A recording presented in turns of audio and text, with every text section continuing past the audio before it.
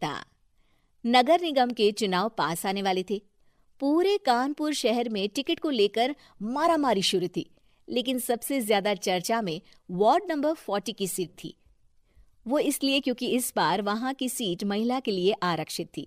अब सवाल ये था कि चुनाव लड़ेगा कौन।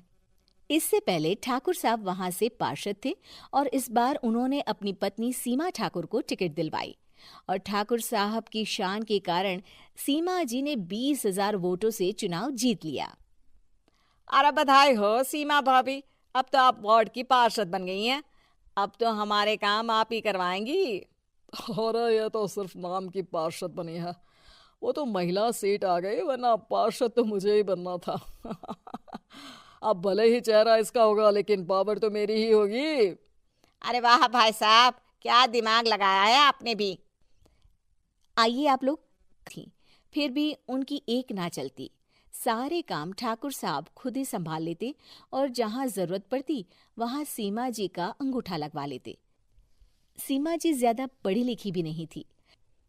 एक दिन ठाकुर साहब और सीमा एक प्रोग्राम में जाते हैं।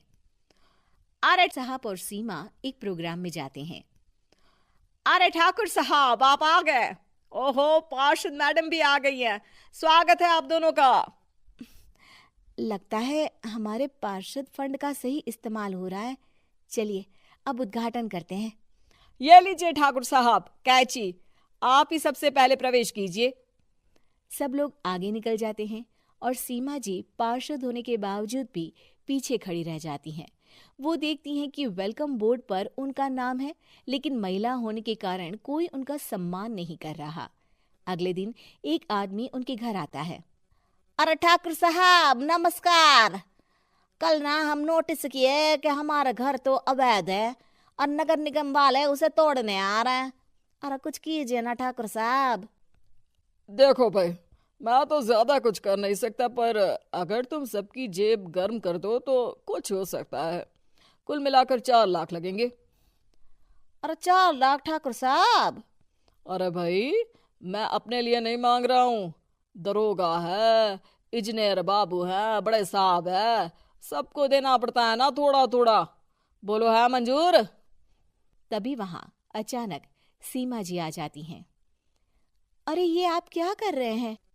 पहले इन्हीं लोगों से तो आपने वोट मांगे, अब इनसे ही पैसे ले रहे हो। अरे चुप रहो तुम, तुम्हारा काम है सिर्फ अंगूठा लगाना, तुम वही किया करो। मुझे दूसरे काम तुम मत सिखाओ, समझी?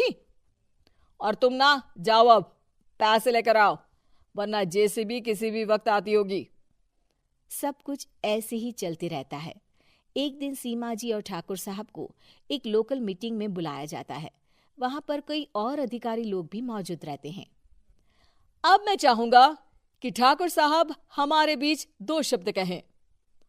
मेरे प्यारे भाइयों और बहनों, आज मेरा सौभाग्य है कि मैं आप सबकी सेवा दिन रात कर पा रहा हूं। आपने मेरी पत्नी को भारी मतों से जिताया है, इसलिए मैं आप सभी का शुक्रगुजार हूं। मैं आप सबसे वादा करता हूं कि हमेशा की तरह हमारे वार्ड में किसी को कोई तकलीफ नहीं आने दूंगा। सभी लोग तालियां बजाने लगते हैं। अब मैं माननीय पार्षद मैडम को स्टेज पे बुलाना चाहूंगा। अपने नाम को बुलाया सुनकर सीमा जी एकदम चौंक जाती है। उन्हें बिल्कुल उम्मीद नहीं थी कि इतनी बड़ी जगह उन्हें मंच पर बुलाया जाएगा। जैसे तैसे वो मंच पर चढ़ती हैं। ऊपर जाते ही सीमा जी को सारी पुरानी बातें याद आ जाती हैं कि किस तरह उनके पति उन्हें कभी भी आगे बढ़ने नहीं देते और उनके नाम से गलत काम करते हैं। वो बोलने लगती हैं। मैं आपके वार्ड की पार्षद सीमा हूं। आप में से बहुत कम लोग ही मुझे जानते होंगे, क्योंकि इससे पहले मुझे कभी ऐसा मौका ही नहीं मिला।